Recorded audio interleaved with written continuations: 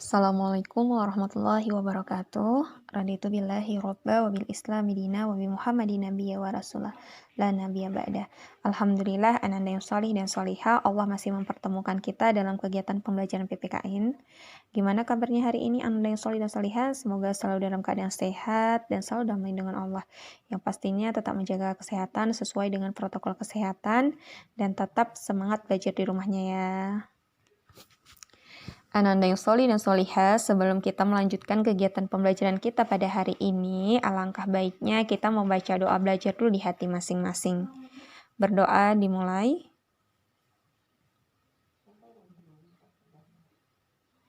Selesai.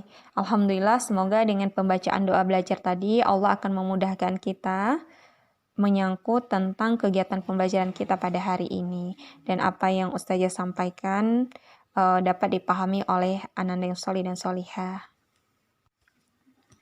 Ananda yang sholih dan sholihah, pada pertemuan minggu yang lalu kita sudah mempelajari tentang perumusan Undang-Undang Dasar Negara Republik Indonesia tahun 1945. Nah, untuk pertemuan hari ini kita akan membahas tentang pengesahan Undang-Undang Dasar Negara Republik Indonesia tahun 1945. Ananda yang sholih dan sholihah, yang pertama kali akan kita bahas mengenai pembentukan Panitia Persiapan Kemerdekaan Indonesia atau sering disebut dengan PPKI ya.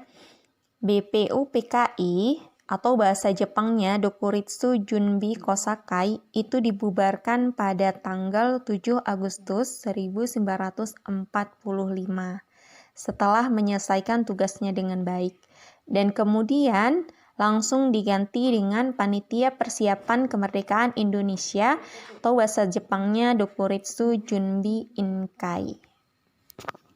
Ananda yang sholih dan sholihah, PPKI itu mempunyai dua tugas. Yang pertama itu tugasnya meresmikan pembukaan Undang-Undang Dasar atau bahasa Belandanya disebut dengan preambul dan batang tubuh Undang-Undang Dasar 1945. Tugas kedua PPKI yaitu melanjutkan hasil kerja BPUPKI ya, mempersiapkan pemindahan kekuasaan dari pihak pemerintahan pendudukan militer Jepang kepada bangsa Indonesia. Selain itu, mempersiapkan segala sesuatu yang berhubungan dengan masalah ketatanegaraan bagi negara Indonesia. Nah, Ananda yang sholih dan sholihah, selanjutnya yang kedua ini kita akan membahas tentang keanggotaan Panitia Persiapan Kemerdekaan Indonesia ya. PPKI beranggotakan 21 orang yang dipilih oleh Marsikal Terauchi ya.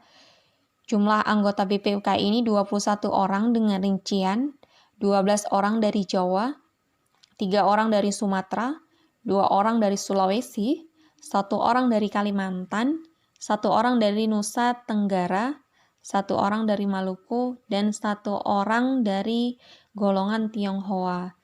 Namun, ternyata ada 6 orang anggota yang ditambah tanpa sepengetahuan orang Jepang pada saat itu. Nah, teman-teman, PPKI itu diketuai oleh Soekarno. Dan wakil PPKI itu adalah Muhammad Hatta. Ananda yang sholih dan sholihah, selanjutnya yang ketiga kita akan membahas tentang sidang pertama Panitia Persiapan Kemerdekaan Indonesia. Nah, pada tanggal 18 Agustus 1945, PPKI menggelar sidang pertamanya. Salah satu agenda dalam sidang pertama ini adalah menetapkan dan mengesahkan rancangan Undang-Undang Dasar. Proses pengesahan Undang-Undang Dasar ternyata berlangsung singkat dan tidak lama, yaitu kurang lebih hanya 2 jam. Singkatnya proses pengesahan Undang-Undang Dasar itu dikarenakan rancangan Undang-Undang Dasar telah dirumuskan sebelumnya oleh BPUPKI pada sidang keduanya ya. Dan faktor semangat persatuan dan kesatuan sangat kuat untuk segera membentuk Undang-Undang Dasar dan membuat sidang tersebut berjalan dengan lancar ya.